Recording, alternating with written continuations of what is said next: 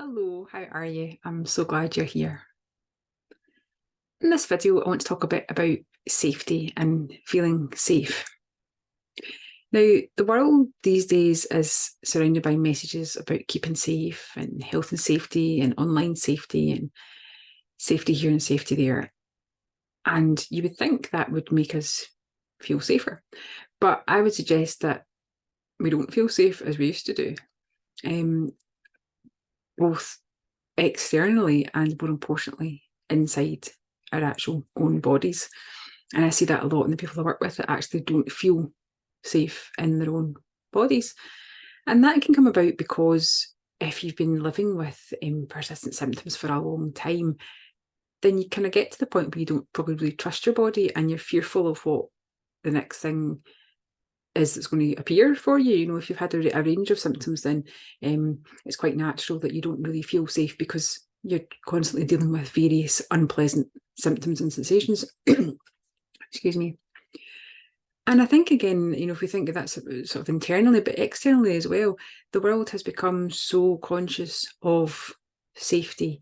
Not, in my opinion, necessarily because we're wanting to look out for people, because we're becoming more and more afraid of litigation and that people are going to be sued if we don't keep them safe.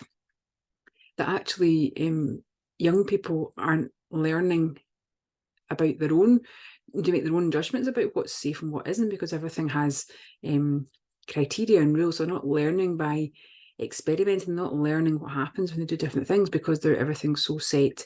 And it creates a fear around about that, because if you're constantly told, oh, it's not safe to do that, or health and safety doesn't let us do that, or it isn't safe to do that, you have to put all the safety precautions in place, then it raises the level of fear that you're sitting with, because your perception is, well, the world isn't a safe place, because all you're hearing is safety breaches, safety this, safety that.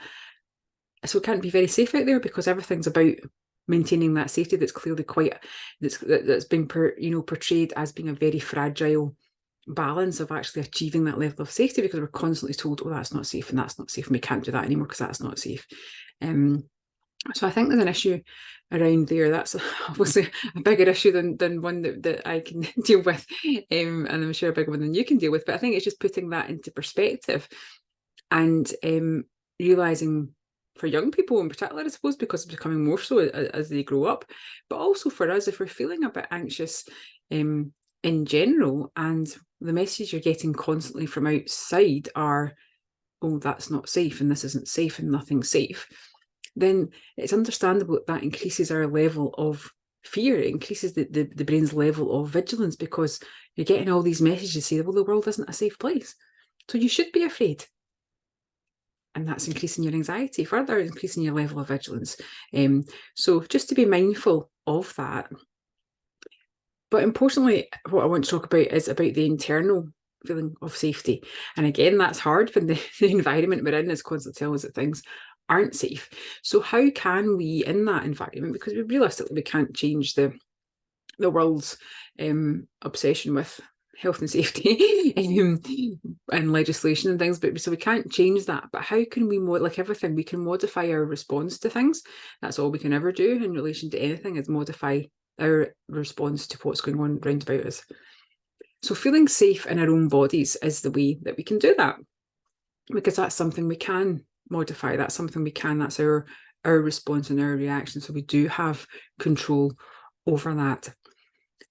But again, it's not easy when we're surrounded by all these external things that appear not to be safe.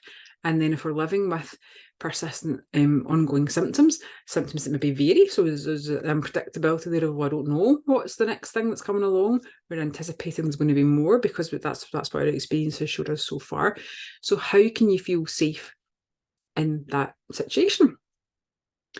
Well, like we say, for most things, all you can do is in this moment, right here and right now. So right now, in this very moment, as I'm sitting speaking to you, I am safe. I don't know what's going to happen in the next second. The roof might fall in my head. I might pass out. The world might end. Who knows? None of us know. But right now, in this moment, I am safe because I'm fine right now. Right in this second, I'm okay. And so are you, because you're sitting here and you're listening to me. So that's all we can do, is right now in this moment, I'm safe. And we can start to try and extend that. We can start to do different things that help us feel more like that more often. So noticing a pleasant feeling, noticing a nice fabric against our skin, noticing a pleasant smell of a nice perfume, or the flowers that are coming out for the summer, or noticing a lovely piece of music, or noticing kids playing and having fun, or laughing at a funny joke, or sharing a nice meal with a loved one. Noticing the pleasant experiences help us feel safe. But we're wired to notice the negative. We're wired to look for the danger. We're wired that way anyway.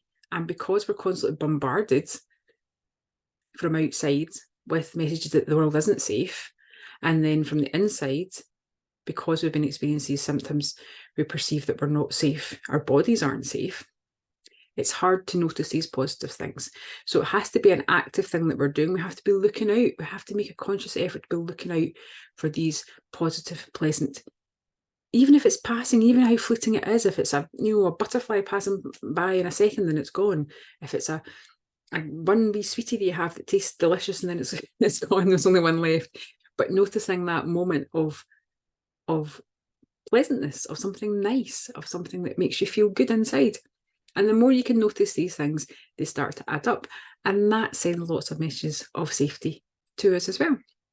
So as well as consciously saying, right now, in this moment, I am safe, we can look for these positive, pleasant experiences throughout the day, however small. I'm not talking about grand gestures, small things, but you have to be looking for them, because what we're wired to do is to look for the dangers, to look for the negative. And that's just an evolutionary thing to help us survive. But in the world now, it's not really very helpful all the time to be looking like that, because we don't really have to worry about surviving day to day. We're not going to have to be on the lookout for the big bear coming to attack us. So we don't need that level of vigilance, but we're hardwired for it. And between the external environment and if we're living with persistent symptoms, it amplifies that even more. So we have to make the conscious effort to remind ourselves that we are safe. I'm safe right in this moment. I am safe. And noticing nice, pleasant things, however small, that come up throughout the day, but you have to look for them. And it's noticing, just, oh, that was lovely, look how nice that was. And that's all you have to do. And over time, these are practices that happen over time. It's not a quick fix, but over time, that starts to send more messages of safety, and your level of vigilance can come down a wee bit. And in terms of external factors, well, simple things like turn off the news. I don't watch the news for that very reason, because it's awful.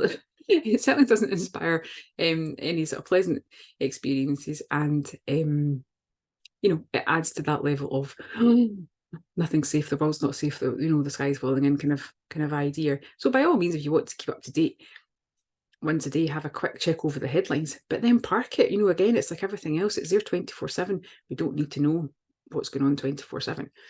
So by all means, keep up to date with things, but you don't have to be bombarded with it all the time. Make that conscious choice to say, well, no, that's not helpful to me. I can't modify any of these things anyway, so I'm not going to engage with that anymore.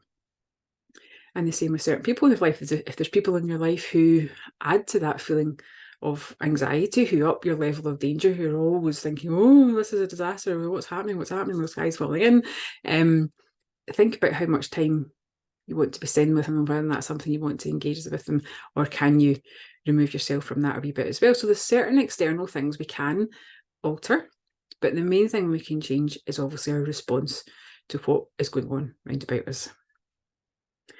Okay, so I hope that helped a wee bit, and you get something from that. So try just that in that moment.